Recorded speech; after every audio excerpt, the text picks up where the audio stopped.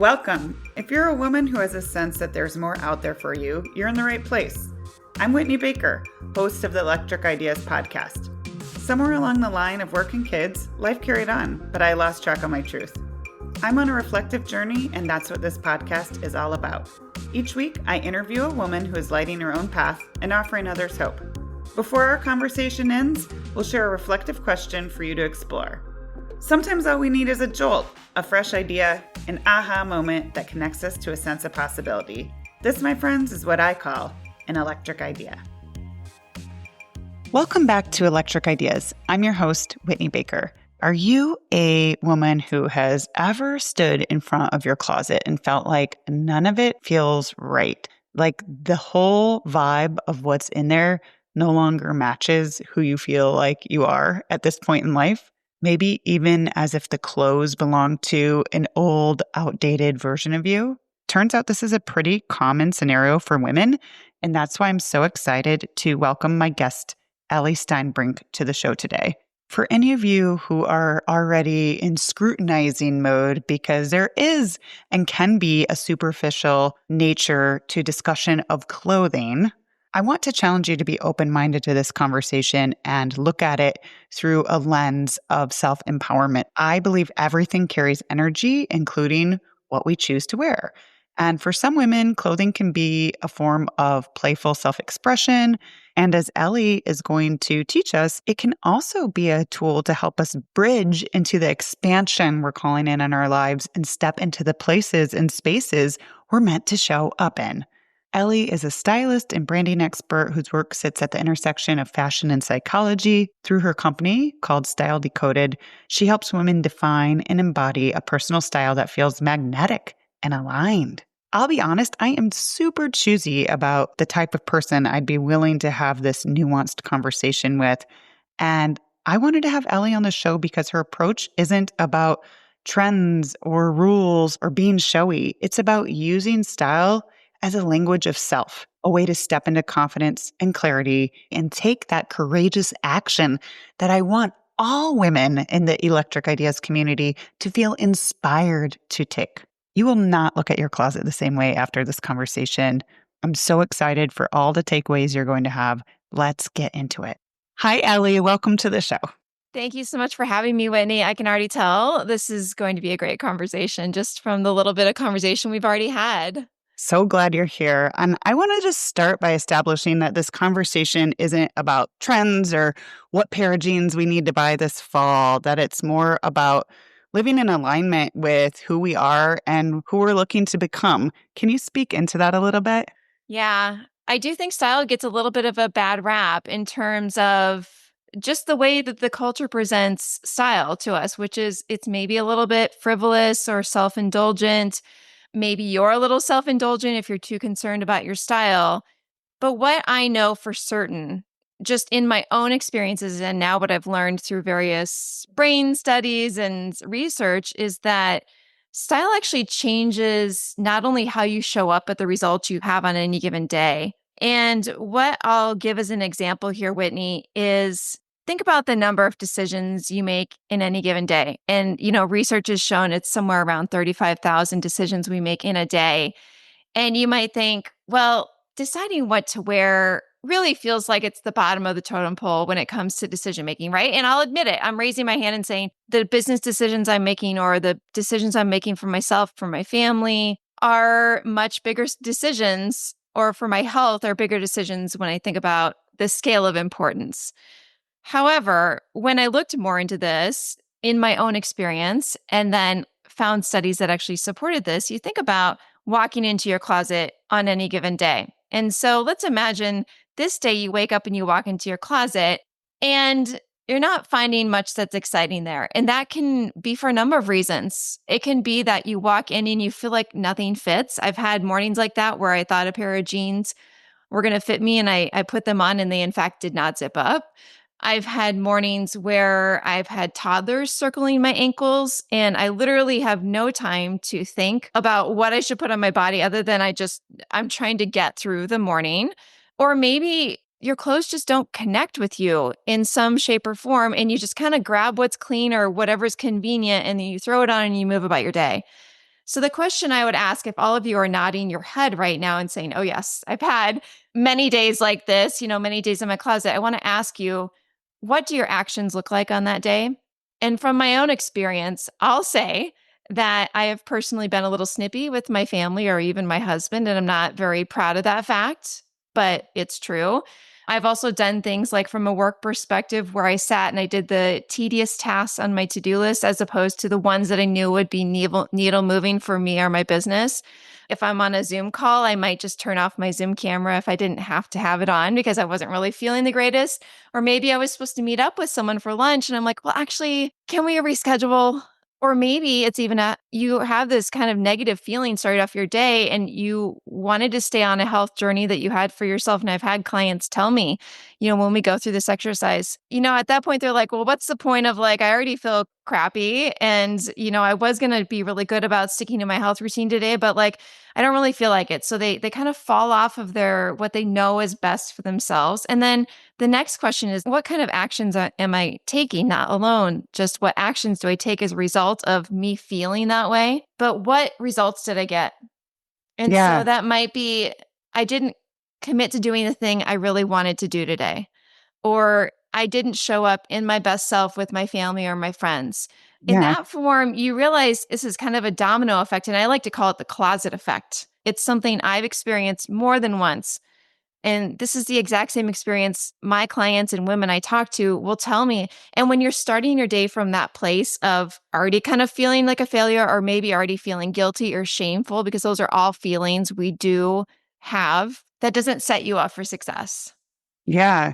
I definitely agree with everything you said. And it feels like when we're not making an intentional choice, it feels like you can get into that victim mode and a little bit of a negative spiral, like life's just happening to me, so I even try and that sort of thing. And I definitely can echo what you're saying. It's about a practice, never about being perfect, is what I'm sure you would agree with. But I know Yes. on days when I'm like dressed and I feel good, I'm also more open to possibilities. Like I end up talking to an interesting woman in line for coffee, and lo and behold, like we're reading the same book. It's little moments like that. So I really like how you spoke into how it impacts your choices and energy throughout the day.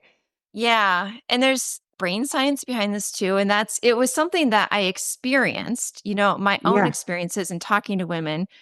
I would hear them talk about this sort of domino effect or the closet effect, as I call it. But what I learned is that for those of you who are out there who kind of geek out about brain science, I'm one, is that when you have a feeling, so when you walk in your closet and you're having whatever those feelings are, shameful, less than, just meh, what happens is your brain activates and it sends chemicals throughout your body. And in that case, if it's a bad feeling, it will send, we'll just call it bad chemicals throughout your body. And so in that moment, that feeling you have is actually changing the chemical makeup of your entire system, which blows my mind. So I always say, like, we want to have more good days in our closets than not, which then leads to, well, how do you actually go about doing that? But we'll get to that. I think it's just a good piece of awareness to know that something that seems so insignificant really has more power than you realize. Yeah. And you've said that when we feel a sense of dissonance with our closet, that we might be poised for expansion. So it shouldn't be negative. It's an awareness tool in a way. It really is. And I think when a woman walks into a closet and you look at what's there and you feel like, I just don't resonate with this anymore, or this feels like it's a past version of me and I feel like I'm ready for something else, I think we will label that pretty quickly as a crisis, right? You want to have like, this is, oh my gosh, like everything's falling down. I don't know what to do, but I just know I don't like this feeling. And what I often say is, this is not a moment to panic, but it's a really strong signpost that you're growing and you're evolving. It's actually a good thing. What I will say is the dangerous spot is when a woman feels this dissonant in their closet. So, in other words, what you feel about yourself inside and where you're going as a woman or a leader or whatever your roles are, and you look at what's in front of you and there's no match. The knee jerk reaction I find many women will want to do is to go shopping. Now, that sounds great. And I think shopping feels like it's a productive activity because, oh, okay, I'm solving the problem. But what I know to be true, and I'm actually a marketer, I was spent 20 years in marketing. So I know that when you get into the retail environment, it's a very tricky situation full of temptations and confusion. So, for example, everything from sales. Hello, I'm going to raise my hand and say that I'm tempted by sales. I'm tempted by trends. There's also stylists in store who I think are very well meaning, but at the same time, you might go try something on and they're like, oh my gosh, that's so you. They don't know a thing about you. They're really only commenting maybe about the color, how it looks on you, or maybe how it suits your body. But do they know where you're going or what your goals are or what you're trying to achieve? And there are so many other temptations that really just lead to more confusion. And what can happen then, we have that knee jerk reaction, go shopping, kind of are shopping without a plan, really. We're just kind of shopping based on approval and compliments and pressure to fit in. And we bring stuff home and we realize, well, actually, I don't know how to wear this, or maybe I don't have the confidence to wear this that I thought I did. And here we end up with a very stuffed closet that is actually making our problem worse. So, my guidance is before you ever start shopping, I want you to ask the question and get really clear on who is the woman I'm becoming? Who is she? What does she wear? What does she tolerate or not tolerate? When you look in your closet, where are the shoulds in your closet and the rules that make you select one thing over another? Where am I putting others' opinions over my own? And these are not easy questions, and these are not something you solve in a day, but they're good questions. And I think this is, again, I always come back to awareness. If you're sitting here nodding your head thinking, oh my gosh, like I think my wardrobe has been built off of approval and pleasing and all these things, I just want you to know you're not alone in that. And also that awareness is really the first step and there is a path forward, but it just takes awareness to realize, oh, I've been operating in this way out of sort of just kind of blindly going this direction and that, but without any sort of navigation system. What's bubbling up for me when you're describing this panic mode is almost this energy of scarcity, like women just being like, oh my God, okay, well, I'm just going to order some stuff online. And, a lot of women in my community are overwhelmed and doing this in like a scattered, like, oh my God, I've got to fill this void way. It just is going to create more overwhelm. I can just feel it as you're talking, because then energetically, like returning stuff stinks. Like that's my least favorite chore, And oftentimes it doesn't even get done. A lot of my clients will tell me I'm the worst, I'm the worst at returns. And then I have this closet full of things that have tags on it, which makes me feel guilty because I spent money and now I'm not wearing it. But you're right. I always say nothing ever good comes out of a panic shop. I'll just give an example, of myself, because this is something that even though I've been doing this for years and years and years, when you start to feel yourself changing, you will do this panic shop. And this happened to me just this spring when I was feeling expansion. I was going to be going to several events where I wanted to nail my outfit. I knew that I wanted to show up in a certain way. I was going to be surrounded by women who were maybe at a little bit of a higher level than me, and I was putting the pressure on myself big time. And I love the clothes I have in my closet, and I think they're great, but something in me was telling me that's not enough. You need to step this up. So I did what every other woman I talk to does, which is the panic shop. And instead of taking the time to think about how I wanted to show up or who I wanted to meet at this event or what my goals were for that event, I was ordering things, I was getting things to the tailor, I was getting more confused by the minute. And there was a moment I had in the middle of all this chaos that I asked myself, what's going on here? And I think what was going on is one, I knew how women were going to be addressed at the event. And by the way, one of these events had a color theme that I didn't have a lot of that color in my closet. And so I felt myself scrambling to find something that would be in the color so I could fit in. I was also putting extra pressure on myself that as a stylist, I should probably show up as the most stylish person in the room. I was getting caught up in a lot of things I know better. And luckily, I caught myself and I said, wait a second. All these outfits I'm ordering and thinking about, they look great and they look like a woman who's at her next level. They're very sleek and polished and pulled together. And I said, wait a second, who am I? And I've done the work and I've, defined what my style words, which are bold, feminine, and classic. And I said, that's who I am. So why not lean into this?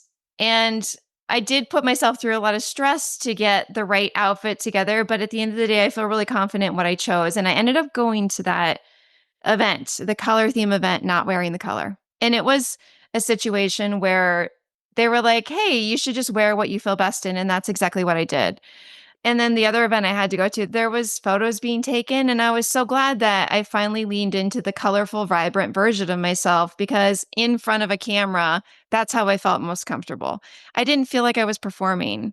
But you can see as I'm talking, this is so much more mindset work and regrounding back to who you are and having the confidence to say that I know that maybe I won't fit in all the scenarios, but if I'm being true to myself, that is actually the most important thing. And in my work, as a marketer all over these years, it's interesting because the thing I would consistently be consulting with my clients on is how can they actually stand out, which is easy when you're thinking about a company. Like, yes, I don't want to look like my competitors. I don't want to sound like my competitors. But then when you think about yourself in that way, creating a personal brand for yourself, it feels much more vulnerable, right? So standing out feels scary when it comes on a personal level. But Yeah. standing out is actually the thing that will create more connection, that will create more opportunities, will open more doors, even just like you said, a conversation in the Starbucks line. It's opposite. We think that it's going to make us more vulnerable, but it actually gives us what we want. And it's a lot less exhausting. Hey, it's Whitney jumping in here real quickly because I have a wonderful invitation to share. For the moms listening today, especially during this time that's nutty, back to school, everything starting at once, I just want you to know I see you, I am you. You've been holding it together for everyone else. The invisible labor that no one seems to notice but you. And oftentimes, no matter how much you do, it feels like it's never enough, like you're always behind. But what about you? What if I told you there was a way to shut this all down for a moment and give yourself the gift of time to really connect with yourself, to ask yourself the right questions, to make sure you're remembering your own needs and desires and that they are actually showing up in your day-to-day life? What would it feel like to reclaim your own spark, your joy, your energy, this sense of self without the guilt? My 6-week Season to Shift group coaching program for moms is designed just to be that space for you. It's a sacred container to put down the mental load, reconnect with who you are, and create your own joyful self-care rhythms so that you are contributing to your family and your work and whatever matters most to you right now from a place of plenty instead of a place of being burnt out and resentful. If you are at a point in your motherhood journey where you are ready to exhale a bit and remember that version of yourself that feels alive and lit up in her own life, we begin September 24th. Our weekly hour-long sessions meet live virtually, so you can join from anywhere. This is an intentionally intimate circle of moms, so seats are limited. If you're feeling leaned into this, trust your instincts. Visit myelectricideas.com/mastermind/. I'm also including a link in my show notes.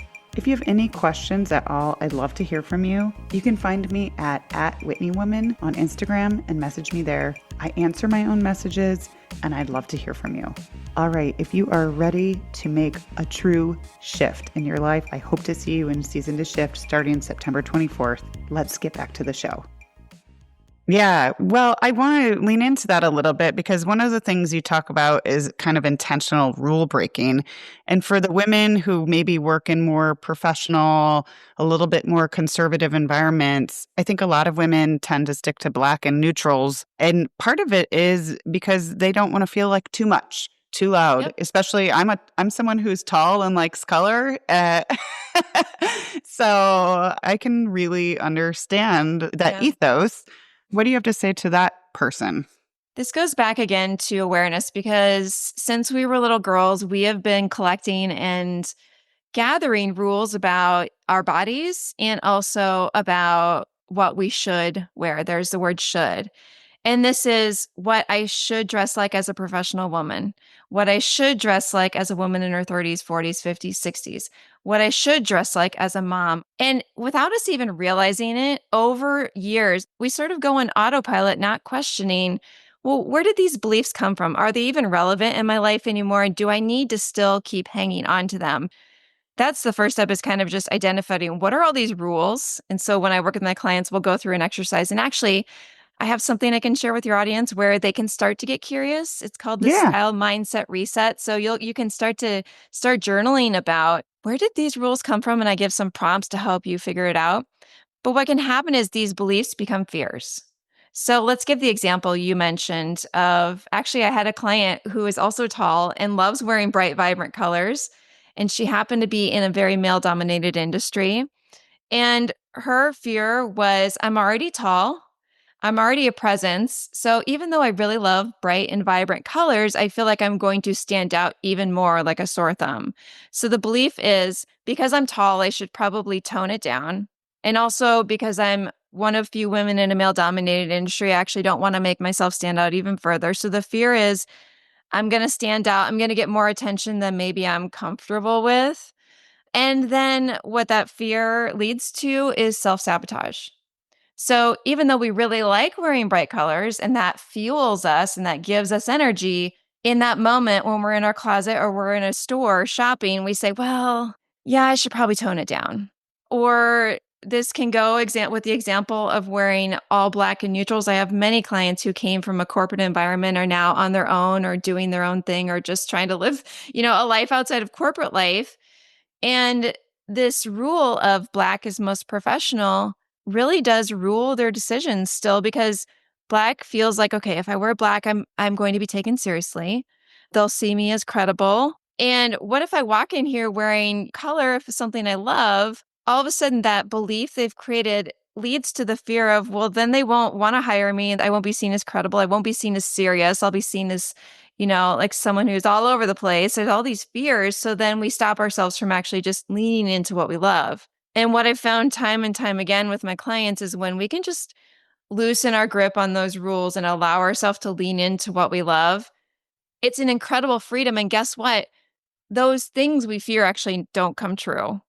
Absolutely. Besides moms working in the office, I feel like a lot of women in my community also who are moms are in some sort of kind of gray area transition. Like maybe they're, working fewer days or taking an intentional pause, or lo and behold, they're working from home. So they don't necessarily have to see people every day. And that can be a confusing time. I mean, I've got nothing against a Viore hoodie once in a blue moon, but women in my community are already experiencing some identity shifts. And then when they stop getting dressed for the day in a way that feels good or intentional, I'm now seeing that as like a sense of loss in a way. Yeah, I agree. So there's a couple different things I'm thinking about as you describe that. One is a personal story I had when in 2020, we all got sent home. And for the first time in my life, I was working from home permanently. And in that time, I actually lost my job and I started working from home in this business. And so my new reality was working from home. And I remember very distinctly that in the beginning, and maybe you guys can recall when this happened too in your life and being sent home, I kind of did what everybody else was doing. I was not really doing my normal getting ready, like I'm going into the workplace, or not really putting more effort into my look for the day. I was just kind of rolling out of bed and wearing whatever, and wasn't doing my hair and makeup. I did notice that it was impacting how I was showing up every day. It was impacting my mood. And there was a point where kind of a light bulb went off and I said, okay, even though I'm just coming downstairs to work, I'm not going into an office. I thought, I'm going to act as if I'm going out and going somewhere. And this was regardless of whether I had a Zoom call that day or not. So even if no one saw me, I was dressing for me, because I knew that if I put some effort into feeling like myself, it would change my energy, it would change my productivity, it would change my mood, it would change all those things. And it was something I started doing religiously. And I got a lot of flack for it, because I would hear comments like, well, what are you trying to do here? Like, you're actually wearing pants with a button, or you did your hair. Like, what are you trying to show everybody up? And it was really uncomfortable to get that feedback. But I knew that staying true to myself and doing something that would really light me up from the inside for me was the most important thing. And what everybody else thought about it was less important. I think the other thing that comes to mind for me is we've gone into an area where athleisure is king, and that may or may not be for you. And I have some clients that like athleisure is my thing, and that feels most like me, and I like want to rock that. But I think there's other people who have maybe just fallen into it because it's what you're supposed to do when you work from home. But it does cause that dissonance for people like me who I like a good athleisure outfit here and there, but it really isn't me. So I need to realize, okay, am I just doing this to follow along because that's sort of what you do if you're in transition or if you're a mom on the go? I mean, I can't tell you the number of times, even just when I'm not working and I'm going to a kid's soccer game or I'm running errands on the weekend, and I'll just put on a dress, a sundress, because I feel great in that. Maybe I'll put a sneaker with it. And I've heard people say, well, you're just at the grocery store. What are you trying to do here? And again, it's not about me trying to be better or looking better than everyone in the grocery store. It really is about what are you doing to fuel yourself and be true to yourself. And it's so easy to look around us at the soccer field at other moms or at the pickup line or in the grocery store and say, well, everyone else is wearing this, so maybe that's what I should wear too. When you're following versus saying what you actually want. And if what you actually want is to wear athleisure pants and sneakers and a hoodie, okay, own that. But if that's not really who you are on the inside, own that too. And be okay with maybe getting a side eye here and there.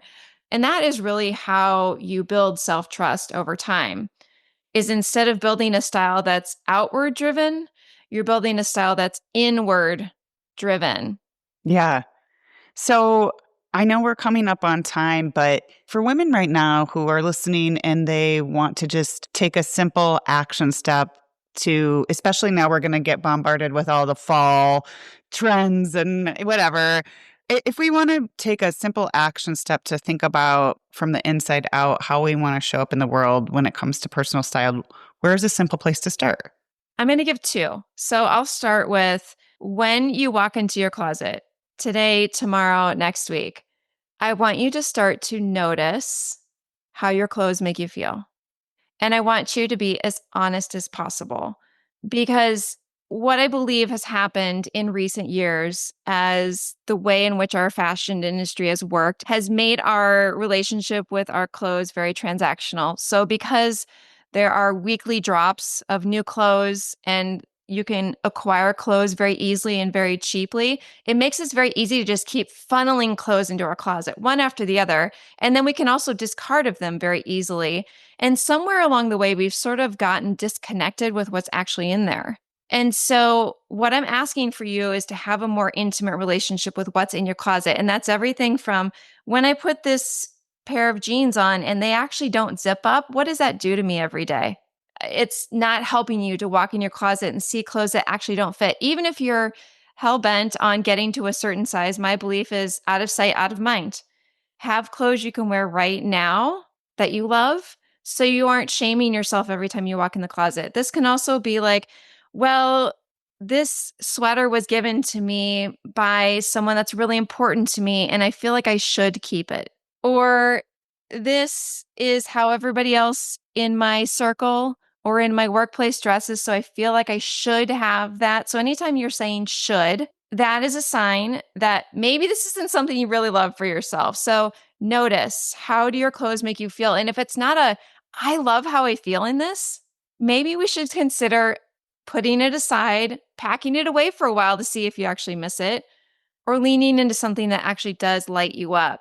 Yeah. So that's one tip, is start noticing. The second tip is, before you go on a frenzy of shopping, I want you to really sit and think about, who is this woman I'm becoming? And if I wasn't so concerned about what other people thought, who would she be? What would she wear? What would make her feel energized? What colors? What silhouettes? What are those things? And for those of you who have had your colors done, I give you an extra challenge to not just refer to your color card or your color results, but actually think about, when I put certain things on, how does it change me? Not what do I get compliments in? How do I feel when I wear that color or when I wear that silhouette? And I really want you to start just writing down, who is that woman I'm becoming? Well, yeah. And then I'm guessing we could use that as a filter for making purchases. And if nothing else, I like pauses. And, I'm picturing that person with the frantic shopper energy. And then I'm picturing this person who's even captured a few words or thought about what actually feels good. And before you press buy in the cart or before you go to the store, having that in Yeah. mind as a filter. That's actually a great tip I'll share is give yourself a pause, because what happens when you add something to cart is they're going to put a lot of pressure on you to make that purchase right away. Like 50 people are viewing this right now, or there's Mm, only 3 left. And so you're like, oh, I better get it now. If you can just give yourself even an overnight or walk away from the store without that thing in hand and let yourself really get comfortable with like, what kind of energy am I in? Am I in a panic energy right now? Or am I in an intentional energy? What energy am I buying from right now? Because everything in the retail environment is going to want you to buy from an emotional standpoint. You want to feel more grounded in that moment. So I will often give myself a literal pause, step away, leave it in the cart, and just allow yourself to get away from that urgent energy. yeah, I think that's great advice. We're coming up on time, but I guess I just wanted to end with if you could just wave a magic wand and change universally one thing about the way women dress themselves, what would be a change you'd make? Stop following everybody else's rules. Tune into what makes you feel great. And I understand that there are dress codes to some degree that we need to follow. We can't show up, at work if we're in a work environment and they have some strict dress codes. We can't just go crazy. But I do want us to really tune in to ourselves and develop some self-trust. And it's a muscle. Just like when you start strength training, you're not going to be good at lifting the heavy things. It's going to take some time for you to develop that strength. And it's going to take some time for you to develop that self-trust about leaning into what feels good to you and what would be true to you versus what is appeasing others. Love it. I always end my conversations with an opportunity for reflection. So, for women who are ready to show up as their kind of boldest, most authentic versions of themselves, what's one question we could be asking ourselves more? I have so many I'm thinking of right now, but I think, how is it that I want to be seen? And what is the best reflection of my insides on the outside? Love it. Thank you. I know, Ellie, that people will be inspired by this conversation and want to learn from you and follow you. So, would you like to share where we can do just that? Yeah, I believe in the show notes we'll have the guide I mentioned. It's called the Style Mindset Reset. So if you're curious about what rules you've been following and go through and you want to work through an exercise of catching yourself in rules you've been following and kind of rewrite a new path forward, that is a great thing for you to download. Otherwise, I'm most active on Instagram, which is at style.decoded. I'm also active on LinkedIn, just under my name, Ellie Steinbrink. And of course, you can always just DM me in either of those places. I love hearing from you. So if anyone want to just message me, I'm available. Great. Ellie, thank you so much for joining me today. Thank you, Whitney. I'm so glad you joined me today. If you're looking for more, feel free to connect with me on Instagram at @WhitneyWoman. And if you enjoyed the show, I invite you to support me by leaving a review or sharing it with a friend. Hope you have an inspired day.